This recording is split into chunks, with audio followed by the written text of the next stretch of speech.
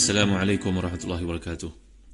إن الحمد لله نحمده ونستعينه ونستهديه ونستغفره ونتوب إليه ونتوكل عليه ونعوذ بالله من شرور أنفسنا وسيئات أعمالنا. من يهده الله فلا مضل له ومن يضلل فلا هادي له. اللهم صل وسلم وبارك على محمد وعلى آل محمد كما صليت وسلمت وباركت على إبراهيم وعلى آل إبراهيم في العالمين إنك حميد مجيد. أما بعد. Muslim-muslimat rahmati dan dikasihi sekalian, menyambung kita dalam tafsir surah Yusuf pada jilid yang keempat, muka surat 586 dan seterusnya.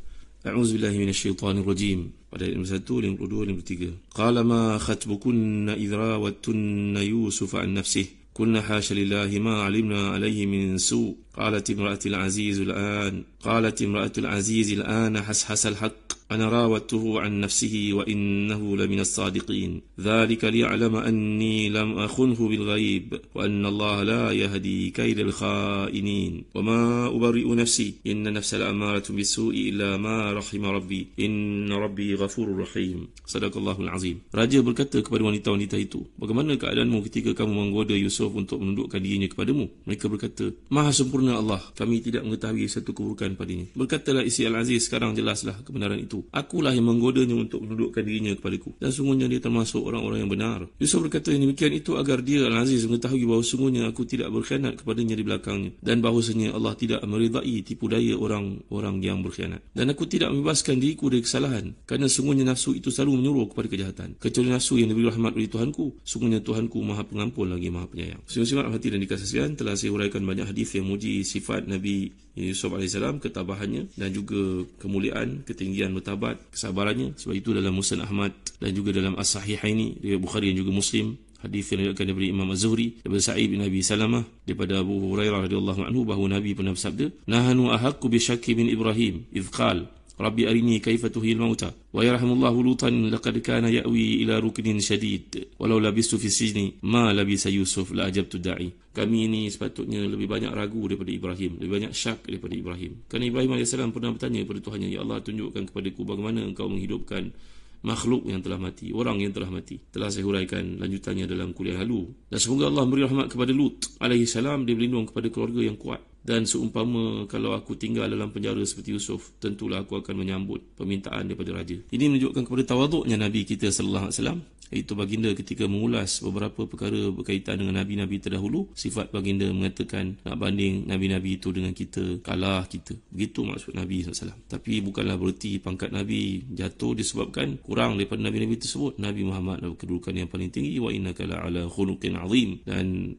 kualiti daripada Nabi seperti yang kita tahu melebihi daripada nabi-nabi terdahulu. Dan baginda juga akan diberikan al-maqam al-mahmud, menunjukkan kepada ketinggian darjat baginda banding dengan nabi-nabi yang lain. Tapi itu sifat Nabi kita, tawaduknya Nabi kita, dan merujuk kepada pujian baginda kepada nabi-nabi yang terdahulu. Jadi firman Allah di sini, raja pun terus berkata kepada wanita itu, wanita-wanita yang dikumpulkan. Raja tidak tahu apa yang berlaku, dan kesibukannya mentadbir negara, maka bagai perkara yang berlaku sekarang baru dia tahu. Dan saya telah jelaskan dalam mentafsir Al-Quran, kita perlu memahami ada madhamin, ada perkara yang bersifat mahadhif, ada bersifat matuyat, ada yang tidak dinyatakan kerana dapat difahami daripada siyak, daripada konteks cerita. Perkara itu bagi orang yang bijak, labib, maka dia akan faham. Tak perlulah diceritakan lanjut, macam contoh yang telah saya berikan. Hari itu saya pergi umrah, saya kena tahan dengan polis. Sekarang kamu ada depan saya kan? Tak perlulah saya tanya, kamu penjara, kena jail berapa lama, berapa tahun.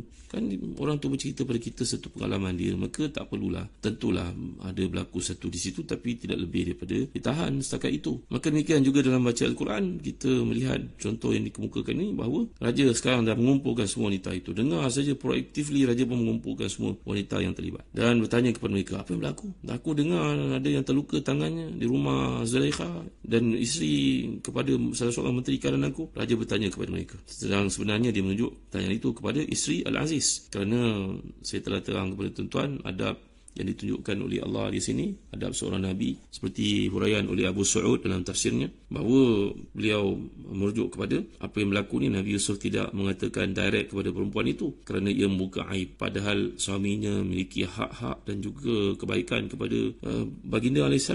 Ini dan juga dalam masa sama ihtirazan min makriha, juga untuk menjaga tipu daya konspirasi yang boleh diatur lagi berikutnya oleh wanita tersebut, kerana kedudukannya lebih dekat dengan raja berbanding dengan Yusuf AS yang baru nak mendekati raja. Maka Maka inilah dia wisdom, kebijaksanaan seorang Nabi yang dapat kita perhatikan. Lalu bila raja bertanya, ma khatbukuna idh rawatuna Yusuf an nafsih, ini merupakan satu jumlah istinafiyah, seolah-olah dikatakan famadha kana ba'da dhalik. Jadi ini jumlah istinafiyah ni merujuk kepada satu benda yang tidak dinyatakan tapi dapat difahami juga apa yang berlaku selepas itu. Dan akhirnya wanita-wanita itu berkata, qulna hasyalillah ma alimna alaihi min su, kami tak dengar apa pun daripada tentang Yusuf ini melainkan yang baik-baik belaka. Min su, tak ada satu pun benda yang qabih, yang buruk. Jadi min di sini tabiin untuk menunjukkan tak ada satu pun benda buruk yang berlaku padanya. Maka di saat itulah wanita ni terpaksa menjelaskan identiti dirinya bagi mengelak satu hukuman dikenakan kepada beliau. Maka beliau berkata hasal haq. Jadi dalam konteks di sini has maknanya wadaha wa tabayyana. Kata Ibn Qutaybah dalam tafsir Gharibul Quran, keadaan has ini merujuk kepada ittadaha, wadaha, tabayyana. Maka jelaslah sekarang kebenaran yang ada, bahawa dia mengatakan memang Yusuf AS benar, akulah yang jahat sebenarnya. Jadi kata-kata wanita ini bagi menunjukkan kepada usahanya untuk menyelamatkan Nabi Yusuf AS dan untuk mengatakan bahawa Nabi Yusuf ini tidak bersalah langsung, yang bersalah adalah beliau sendiri. Kalau kita rujuk dalam bahasa Arab, ma khatbukunna ni diambil perkataan khatbun ni menunjukkan perkara penting, ada benda penting berlaku, insiden penting. Dari akar kata yang sama, kalau kita lihat jazrul kalimah datang perkataan khutbah ni berbeza daripada kalam ni kata-kata biasa. Tapi kalau sebut khutbah, maknanya benda yang bersifat khatabah ni dia merujuk kepada benda penting, ada isu penting untuk disampaikan. Sebab itu dinamakan khutbah. Ini magicnya, luar biasanya bahasa Arab. Akar kata khataba ia merujuk kepada satu benda penting yang perlu diberi perhatian. Jadi bila sebut ma khatbukunna, dia tak kata ma sya'nukunna, ataupun dia tak berkata maladhi hadatha lakunna, tak sebut perkataan seperti itu. Maka sebut ma khatbukunna. Khataba ni merujuk pada benda penting. Jadi Yusuf AS seperti yang telah kita fahami, tidak minta agar raja bertanya kepada wanita itu secara spesifik. Wanita yang menggodanya, Zulaikha itu, Yusuf hanya berkata, tanyalah kepada wanita yang melukai tangannya. Sedangkan wanita yang pernah mencintainya itu tidak melukakan tangannya. Dia yang panggil wanita-wanita ramai-ramai itu berkumpul di rumahnya sampai mereka yang melukakan tangannya melihat Yusuf yang tampil di situ. Namun demikian, riwayat ini diketahui bahawa dia pun hadir dalam proses pemeriksaan itu, dalam proses pertanyaan itu, sesi soal jawab itu. Dia termasuk dalam golongan wanita ramai-ramai ketika raja itu bertanya. Maka para wanita yang ditanya itu cuba cover Zulaikha nampaknya. Mereka tak mempersalahkan Zulaikha. Boleh jadi kerana takut. Bukankah dia ni merupakan isteri kepada menteri besar? Atau boleh jadi kerana menjaga persahabatan dengannya. Dah tahu dia tersilap. Kata hasyalillah ni telah pun kita bincangkan dalam ayat 31 yang lalu. Iaitu dia menunjukkan kepada penyucian Allah yang terbit daripada mulut mereka ketika melihat ketampanan Nabi Yusuf dan keluhuran budi bicaranya, kualiti yang ada padanya. Maka lagi sekali keluar perkataan itu bagi menunjukkan kehebatan yang ada pada syakhsiah satu manusia yang sangat dipuji dan dipuja oleh mereka, itu Yusuf AS. Jadi kemudian dapat kita lihat wa anallaha la yahdi kaidal khainin. Allah SWT tidak meridai tipu daya orang yang berkhianat. Jadi ramai ulama memahami ayat ini sebagai ucapan Nabi Yusuf AS. Al-Imam Al-Bukhari sebagai contohnya dalam Nazmud Durar mengatakan bahawa ayat ini seakan-akan menyatakan setelah utusan raja kembali untuk Nabi Yusuf menyampaikan kepadanya tentang dua persaksian berkaitan dengan kebersihan namanya itu, maka Yusuf berkata demikian itu, iaitu sikap aku tetap berada dalam tahanan ini sampai jelas kebenaran adalah agar dia, iaitu suami kepada wanita itu, wanita yang merayu aku itu, mengetahui sungguhnya aku tidak pernah mengkhianatinya di belakangnya, baik pada isterinya ataupun wanita-wanita yang lain. Anilam akhunhu bil ghaib. Aku supaya raja dan juga menteri kanan yang besar ini, Aziz Misr ini, mengetahui bahawa aku tidak pernah mengkhianatinya secara diam-diam. Dan ini merupakan satu dosa besar yang dilarang. Dan saya telah jelaskan kepada tuan-tuan dosa-dosa besar ni antaranya antaja'ala lillahi niddan wa huwa khalaqak, antara dosa besar syirik kepada Allah. Yang kedua, antuzani bi halilati jarik, berzina dengan isteri seseorang lelaki yang kita kenal rapat. Itu merupakan dosa yang nombor 2 besar di sisi Allah SWT. Yang ketiga, antaqtul waladak, membunuh anak kamu kerana takut tak cukup wang untuk membesarkannya. Ini tingkatan dosa-dosa besar. Boleh kita lihat dalam kitab contohnya Al-Kabair oleh Al-Imam Az-Zahabi, bahawa tingkatan dosa besar itu dalam bab zina pun ada skala-skalanya yang tersendiri.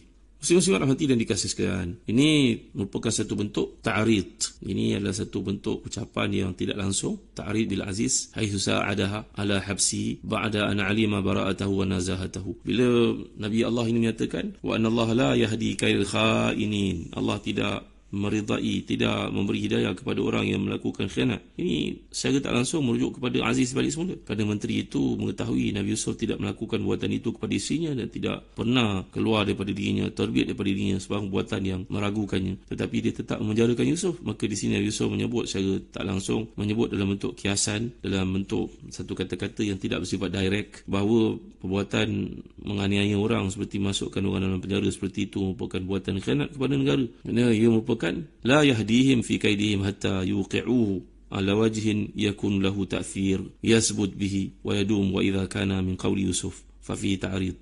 Ini adalah kata-kata Nabi Yusuf sebenarnya seperti dipilih oleh Imam Syaukani bagi mengingatkan si raja bahawa ada berlaku penganiayaan terhadap orang tak bersalah, dan ini adalah sifat khianat oleh Aziz Mesir itu. Muslim-muslimat rahmati dan dikasihi sekalian, jadi melihat ayat ini merupakan ucapan Yusuf berarti memutuskan hubungannya dengan ayat yang lalu yang merupakan ucapan dan pengakuan wanita ini yang mencintainya. Ini seperti disebut Imam Biqai. Tapi menurutnya ucapan yang mengandungi hikmah yang demikian dalam itu tidak mungkin diketahui oleh wanita tersebut, bahkan tak diketahui kecuali Yusuf AS.